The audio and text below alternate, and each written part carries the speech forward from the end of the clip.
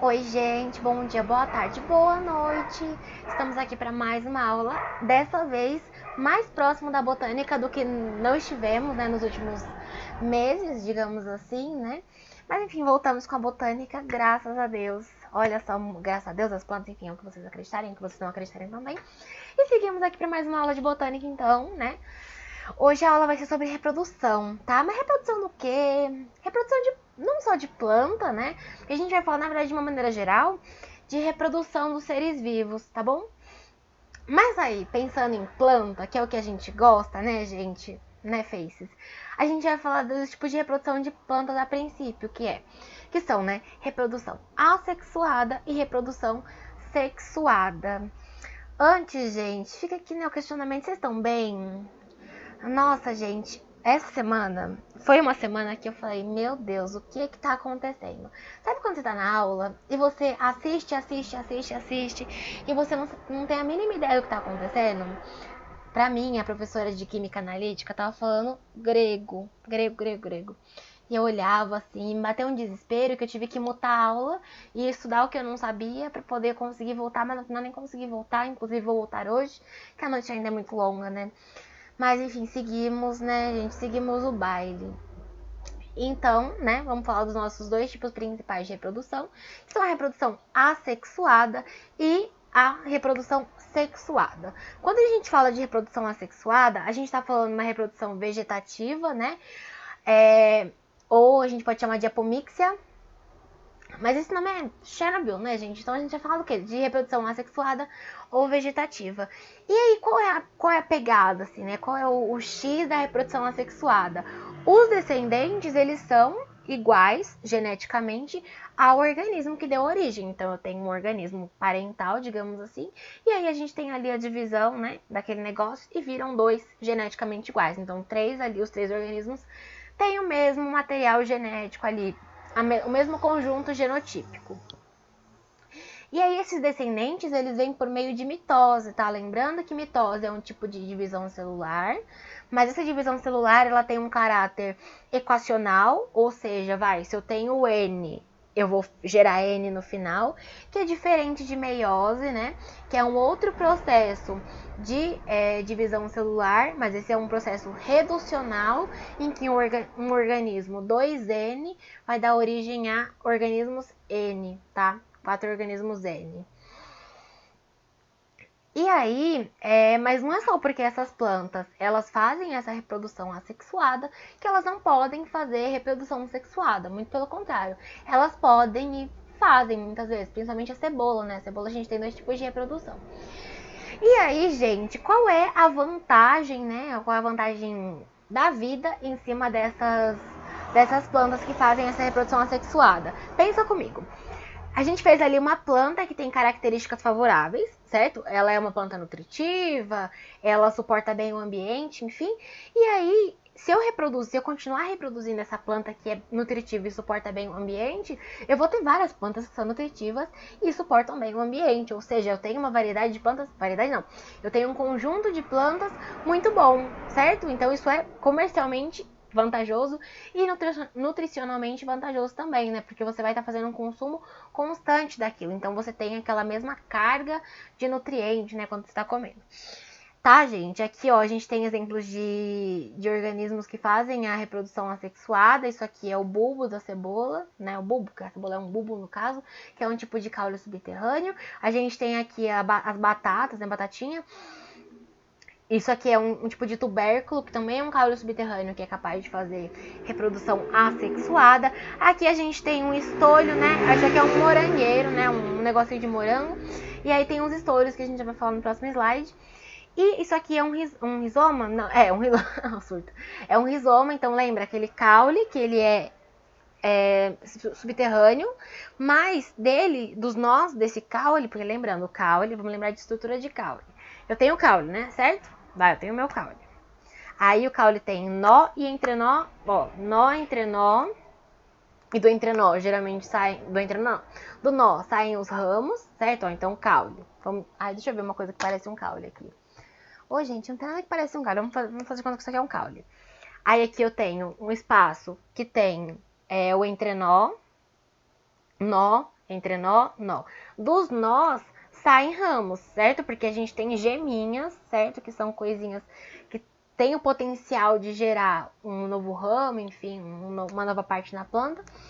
E isso aqui, e aí os rizomas, então, nada mais são do que esses caules que têm ramos saindo dos entrenós, tá?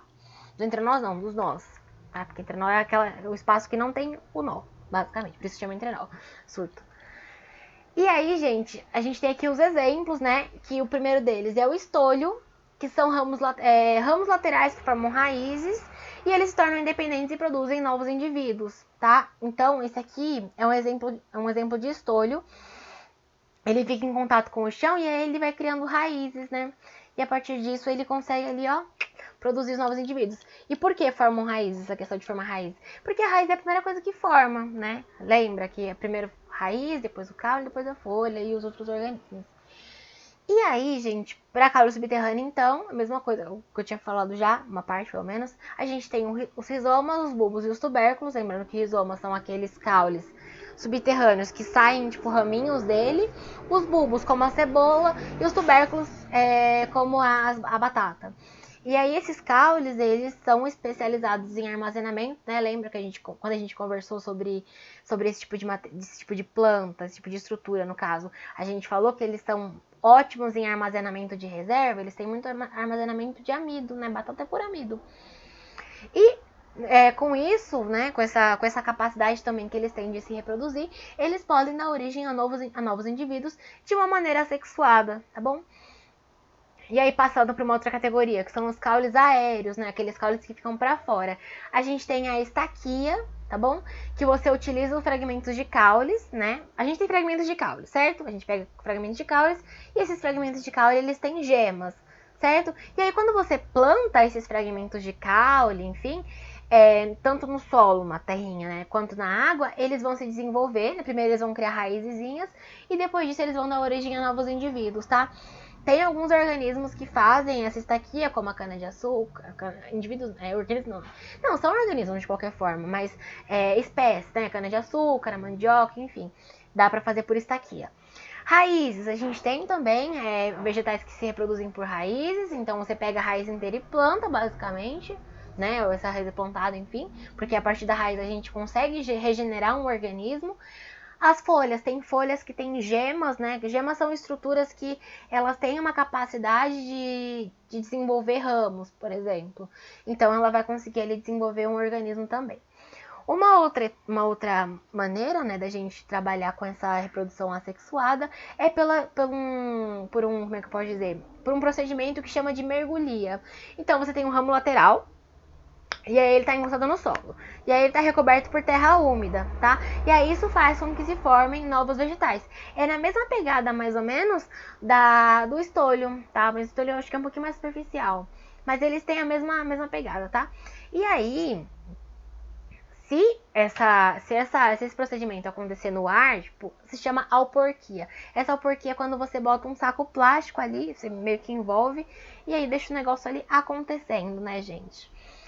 E por fim, os enxertos, né? O que acontece? A gente tem um ramo jovem, tá?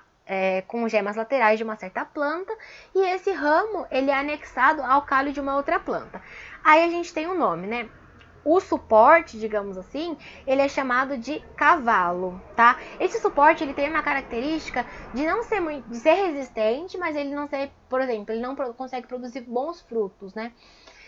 Então são os cavalos. Então eu pego uma planta que ela não é resistente, ela é frágil, então, mas ela consegue dar frutos muito bons. Então você pega um, enfia no outro, e aí você forma o enxerto, digamos assim. Então, e essa planta que é frágil e faz bons frutos, ela é chamada de cavaleiro, tá? Mas por que a gente faz isso, né? Por que faz essa enxertia? Essa enxertia, ela é feita para um benefício econômico mesmo, sabe? Porque assim, você tem plantas com diferentes características, então você vai unir o melhor dos dois mundos. A Hannah Montana tá diferente, vai pegar o melhor dos dois mundos e vai juntar ele num negócio. Vai ficar um negócio da hora. Porque, ó, aqui um exemplo que eu coloquei no slide. Você pega um cavaleiro, né, que é a parte que é frágil, mas que possui bons frutos, por exemplo, de uma macieira gigante. Só que assim, você quer uma macieira no seu quintal. Você quer a macieira do seu quintal, você fala, nossa, eu quero comer maçã do meu quintal. Você não vai comer maçã do seu quintal, porque a macieira é grande. Aí você faz o quê? Você, como um bom botânico, teve aula comigo. Eu ensinei você a fazer aqui uma enxertia de leve aqui, ó. Plantei pra você a ideia, a sementinha na sua cabeça. E aí você pega o quê? Você vai falar, então vamos pegar um cavalo de uma macieira que é pequena, que aí eu vou produzir uns frutos top e vou deixar a macieira pequena que eu consigo plantar o quê? No meu jardim, entendeu? E aí você tem uma planta, então, adequada para o jardim. Olha só que benefício da enxertia, né, gente? E aí aqui eu coloquei algumas ilustrações pra não... É que ia ficar muito coisado. Eu sei que eu deveria ter feito misturado, mas tudo bem. Aqui é um exemplo de estaquia, tá? Aqui de enxertia... Enxertia não. De estaquia. Aqui de mergulhia. Aqui de enxertia. Alporquia, tá? Alporquia, lembra que bota o sapo. Aí, beleza. Aí aqui a gente tem umas classificações para reprodução. Classificação não. Aqui a gente tem alguns tipos de plantas que fazem reprodução assexuada, como eu já falei, que são os estolhos, tubérculos, rizomas e bulbos. E aí a gente tem um ponto, tipo, da reprodução assexuada, porque lembra que eu falei pra você que a cebola consegue fazer os dois? Se você não lembra, você precisou de mim? Olha só, você não precisa de mim, você não me ama mais. Choraste? Porque eu chorei. Mas enfim, a cebola ela é capaz de fazer tanto a reprodução sexuada quanto a reprodução assexuada. Na reprodução assexuada, você tem ali a planta completa, né, um bulbo, e esse bulbo, vira dois, esse bulbo vira dois, viram dois bulbos. E aí a gente tem duas plantas descendentes com o mesmo conjunto genético, né, o mesmo tipo de material genético. Já na reprodução sexuada, você tem ali a planta completa, certo? Saem sementinhas. Até então tudo bem. Ali você tem a geração de sementes. E essas sementes ali auxiliam na reprodução sexuada, né? Elas vão se dispersar, enfim, tá? Então você vai ter uma combinação. E aí, faces, cadê? Não tá passando, gente. Olha só. Passou. Mas aí tá, falei de reprodução assexuada. O que é a reprodução sexuada? Reprodução sexuada é quando você tem uma recombinação de material genético. Então tem uma planta X, tem uma planta Y. Lembrei de recombinação? Deixa eu voltar aqui rapidinho que eu esqueci de comentar da enxertia. Qual é o princípio da enxertia? O princípio da enxertia, ele é baseado no quê? Eu tenho ali tecidos, tenho tecidos do câmbio e tudo mais. Só que quando você tem plantas... diferentes plantas, que você tem os tecidos do câmbio unidos, você meio que continua o crescimento do tecido condutor. Então é como se fosse uma coisa só. Entendeu? Então você consegue fazer a nutrição ali perfeitamente, tá bom? Aqui seguindo, então. Voltamos então para a reprodução sexuada. Coloquei flor, porque eu lembro de flor, que flor é uma coisa que a gente bate o olho e pensa, só que faz reprodução sexuada, né? O que acontece? Reprodução sexuada, ela consiste na recombinação de material genético, tá? E pra que a gente faz, então, a reprodução sexuada? Não é uma coisa assim, claro, a gente tem um interesse comercial, mas ela acontece também. Mas, enfim, essa reprodução sexuada, ela proporciona um aumento da variabilidade genética de uma espécie dentro de um determinado ambiente em cada geração. O que isso significa? Pensa, lá na reprodução assexuada, eu tenho uma planta, né, parental, que dá origem a duas outras plantas, e essas plantas, elas têm o mesmo conjunto do material genético. Agora, se eu tenho uma planta ali que é X, uma planta que é Y, a gente faz uma mistura ali, a gente gera uma planta XY, né? XY, não que seja possível gerar uma planta XY, porque plantas não tem esse sistema XY, mas enfim. Vamos fazer de conta que tem, né? Vamos humanizar as plantas, olha que coisa horrível. Mas vamos pôr então a forma uma planta XY. Ótimo. E aí, o que acontece? Mas qual é a vantagem, né? Porque, nossa, mas não é legal tá todo mundo igual, não sei o quê, que eles conseguem difundir a espécie, não sei o quê. Tudo bem, por esse ponto é legal, você consegue passar pra frente umas características quase que intactas da espécie. Só que o problema vamos supor ali que a gente tem ali um negócio da hora, uma plantação maravilhosa de batata que a gente fez ali. Batata já aconteceu esse problema, né? Lá não sei se foi na Alemanha, enfim, não lembro. Tem ali uma plantação maravilhosa de batatas azuis, né? Vamos fazer conta de batatas azuis. As batatas azuis, que selecionei geneticamente, todas elas têm o mesmo genótipo, todas elas têm a mesma condição e tudo mais. Só que aí veio um fungo e veio atacar minhas batatas. Eu perdi todas as minhas batatas. E eram batatas azuis. Não tenho mais batatas azuis. olhe o BO da reprodução assexuada. Agora, se eu tivesse batatas com diferentes genótipos, por exemplo, eu tenho batata azul, tenho batata rosa, batata roxa, batata violeta, batata ciano, sei lá. Aí vamos supor que viesse esse fungo. Só que esse fungo, ele vai. As batatas azuis, elas são mais suscetíveis a esse fungo. Só que a minha batata roxa, minha batata rosa, ciano, enfim. É que ciano é próximo de azul, né? Minha batata verde. Elas vão ficar ótimas, perfeitas, tudo para nós. Ou seja, sem problema, entendeu? Eu perdi, claro, perdi uma parte da minha plantação, porque minhas batatas azuis são suscetíveis ao ataque do fungo, mas as outras não são. Então tá tudo bem, entendeu? Tá tudo suave. Então, e aí uma outra situação, por exemplo, do nada não, né? Vamos supor que eu tenho mudanças ambientais muito drásticas, eu tenho, sei lá, não sei o que eu posso dizer, tipo, temperatura, talvez, pressão, enfim, ali, né, mudou o ambiente.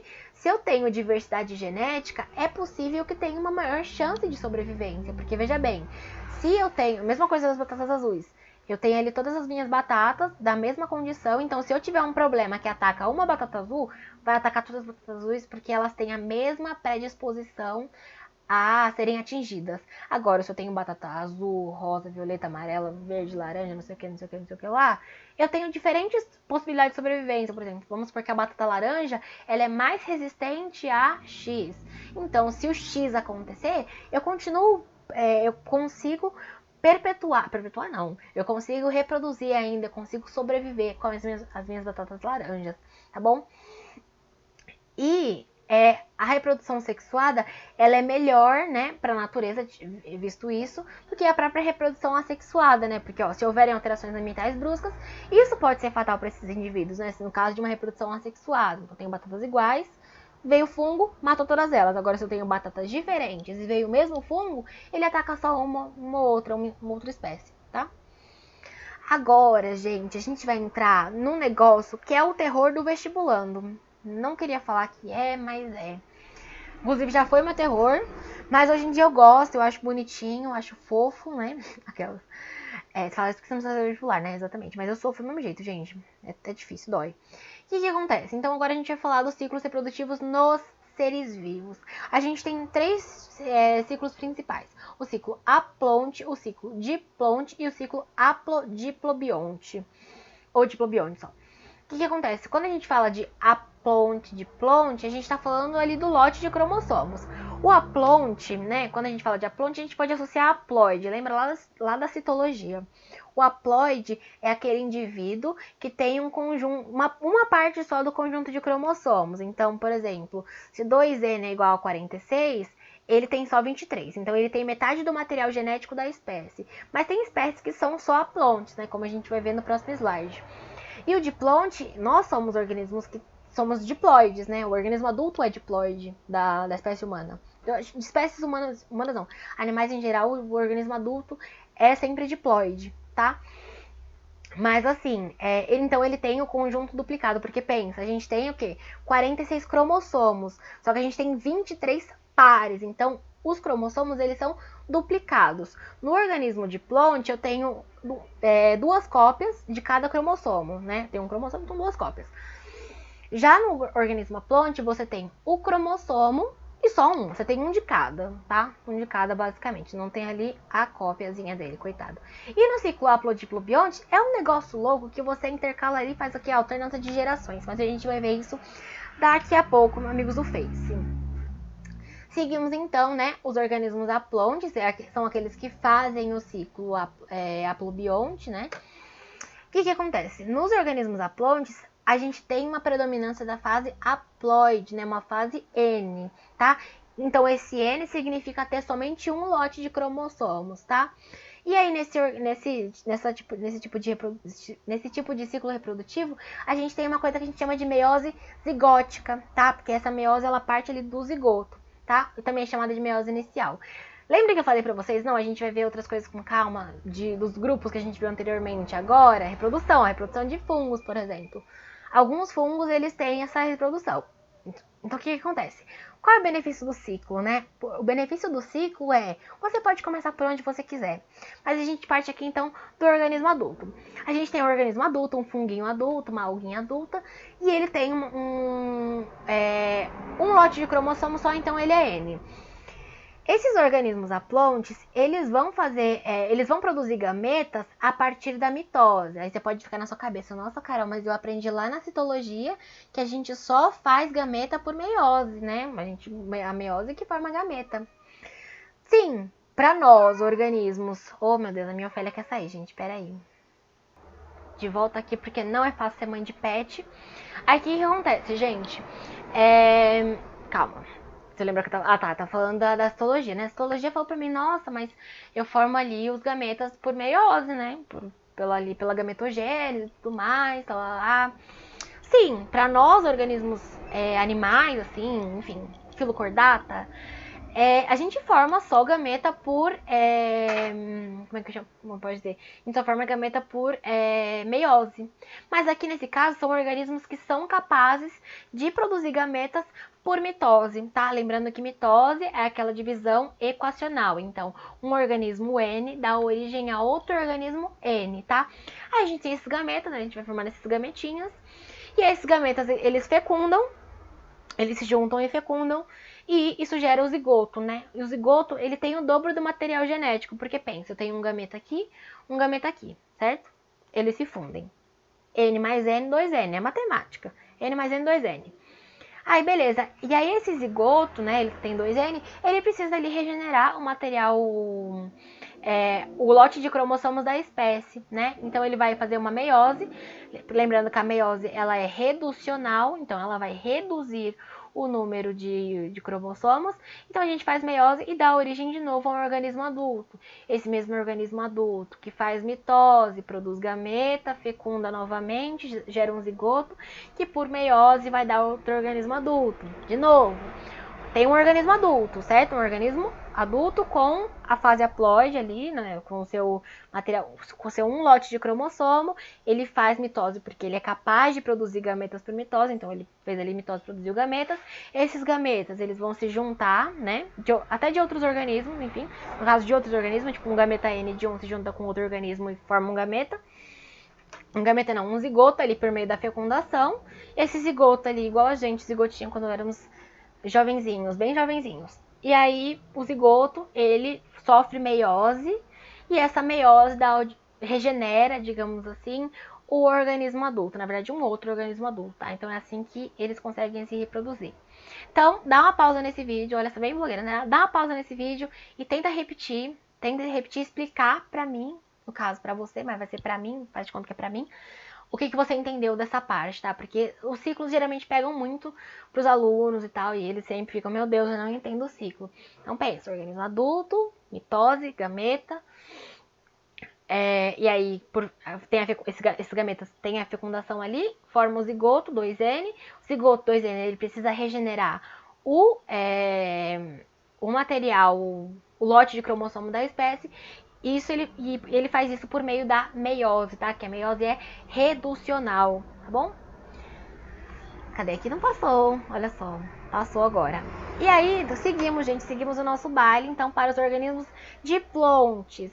Organismos diplontes são organismos em que a fase diploide, na fase 2N, então que eu tenho 2 lotes de cromossomo, então nós somos 2N igual a 46, né? Isso é uma característica nossa, da espécie da classe mamália, a filocordata. É uma característica nossa. Então, nós temos 46 cromossomos, tá? E eu tenho ali 23 pares, então eu tenho 2 de cada, tá bom? E aí, o que acontece? Aqui a gente tem uma meiose também, mas é uma meiose diferente, tá? É uma meiose gamética, tá? Porque aqui a gente tem uma meiose que forma, sim, gameta, nesse caso. Não acontece em todos os organismos, então a gente tem a ocorrência em animais, em algumas algas, como diatomáceas. Nós fazemos como é que chama? Essa meiose, essa reprodução, né, de organismo diplonte, que é o ciclo diplobionte, né, nosso aqui, ó, grandes animais. Então, vamos lá. A gente parte de um organismo diploide, certo? Aí sim, a gente faz uma meiose gamética, né? Vamos lembrar lá da espermatogênese, da ovogênese, lá, a ovulogênese, enfim, que a gente produz gameta, né? A nossa capacidade de produzir gameta. E aí a gente produziu aqui esses gametas. Esses gametas, eles vão se combinar. Então, vai um espermatozoide, por exemplo, se combinou com um óvulo. Cada um é N. o espermatozoide é N e o óvulo é N, certo? Combinou. Isso gera um zigoto, né? Nesse processo de fecundação gera o zigoto. Esse zigoto, ele vai fazer mitoses sucessivas, né? Porque o zigotinho é assim. Então ele vai fazendo mitoses para ele aumentar o seu volume, aumentar o seu tamanho. E isso regenera um organismo diploide. Olha só a gente aqui, organismos diploides. Então, e aí organismos diploides que mais uma vez vão fazer meiose gamética, vão produzir gametas. E aí esses gametas podem ou não se encontrar com outros gametas, por exemplo, o gameta masculino precisa encontrar o gameta feminino para que haja fecundação e para que haja a formação do zigoto. Esse zigoto sofre mitoses sucessivas, dá origem ao organismo diploide. Mais uma vez, pausa o vídeo e me explica o que você entendeu.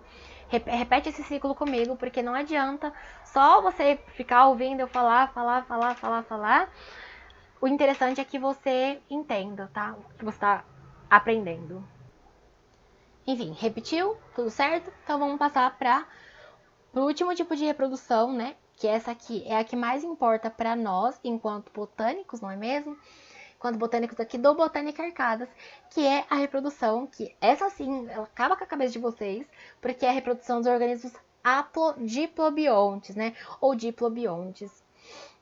O que acontece? No ciclo reprodutivo aplodiplobionte, a gente tem alternância de gerações. Então, você tem uma geração esporofítica e uma geração gametofítica, tá? E aí, na geração gametofítica, você tem o quê? Os gametófitos. Gametófitos são aqueles organismos que produzem gametas por mitoses, tá? A questão é errado, né? Aí vocês podem pensar, então se gametófito é aquele organismo N que produz gametas por mitose, então aquele negócio lá que você passou ali no negócio é gametófito também? Não, não é gametófito, tá? Aqui, por exemplo, ó, aqui ele produz gametas por mitose, mas ele não é um gametófito. Um gametófito é como é que pode dizer? É um indivíduo não. Ele é um organismo que ele tem ali a sua característica nas plantas diretamente, tá? Então, tudo bem. Então, aqui a gente tem o gametófito, que ele produz gametas por mitose, né? Esses gametas, o gametófito é N, e os gametas, como são produzidos por mitose, são N também. E o esporófito, né, que é a outra fase, ele produz esporos por meiose, tá? Então, os esporos, eles são N. Então, vamos lá. Então, eu tenho aqui o meu gametófito. Vamos partir aqui do gametófito, certo? O gametófito, ele produziu gametas. Ele fez a mitose dele, produziu gametas. Esses gametas, eles vão ali se encontrar num negócio ali, vão ficar juntos e xelonar gametas diferentes e vão se fundir ali, vão se fecundar e formar o zigoto, certo? O zigoto, ele sempre vai ter 2N, em todas as situações. Então, pensa, N mais N, 2N. E aí esse zigoto, ele vai fazer ali mitoses sucessivas e vai dar origem ao esporófito, tá? Esse esporófito, ele é 2N, ele faz meiose, tá? Uma meiose, então, ela é reducional, dando origem aos esporos. Os esporos vão dar origem também aos gametófitos, novamente. O negócio é diferente ali, o ciclo é louco, é muito doido, gente. E aí um vai dando origem ao outro, e no final a gente vai fazendo aqui uma fecundação top. O que acontece? Isso aqui, esse esqueleto de reprodução, não precisam se preocupar muito agora, exatamente, tipo, nesse momento, tipo, nossa, eu preciso decorar o ciclo aplôntico e diplôntico. Não. Por quê? Porque a gente vai ver, isso aqui é um modelo. A gente vai ver isso para todos os grupos de grandes plantas. Olha só, a gente está na aula de transição ali, voltando para as plantas. A partir da aula que vem, a gente vai ter a parte que interessa para a FUVEST, por exemplo. A FUVEST, ela tá muito, para vocês que querem prestar a FUVEST ela é muito interessada em saber os grandes grupos de plantas e as diferenças entre eles, e você praticamente tem que ser um doutor em angiosperma. Mas a gente vai trabalhar nisso, tá? Juntos de Shallow Now. E aí, o que acontece? Isso aqui é o geralzão, tá? E aí, a partir dos grupos, a gente vai estudando como que é cada um dos grupos, qual é o nome, porque tem estruturas nos grupos que têm nomes diferentes. Micrósporo, macrósporo, blá, blá, blá. Enfim, é um negócio ali, ó, doido. E aí, a partir da próxima aula, a gente já vai começar a ver isso, tá? Mas, a princípio, uma coisa que vocês têm que guardar é que as gerações são esporofítica e gametofítica. E aí, dentre os grupos de plantas, uma diferença gritante, assim, é que a gente tem briófitas, pteridófitas, gimnospermas e angiospermas. As briófitas são o único grupo de planta que tem a fase gametofítica como a fase duradoura, tá? É a fase que dura mais, tá? Porque o esporófito, nesse caso, ele é dependente do gametófito, mas isso aí é spoiler da aula que vem. Então, gente, por hoje é só, tá? Uma aulinha de meia hora aqui pra gente ficar juntos e Shallow. Vou disponibilizar resumo, vou disponibilizar a lista e ficaremos aqui muito bem juntos e Shallow, felizes. Bons estudos, bom final de semana. Força, gente. E é isso, estamos sempre juntos e Shallow, tá, gente? Beijinhos de luz.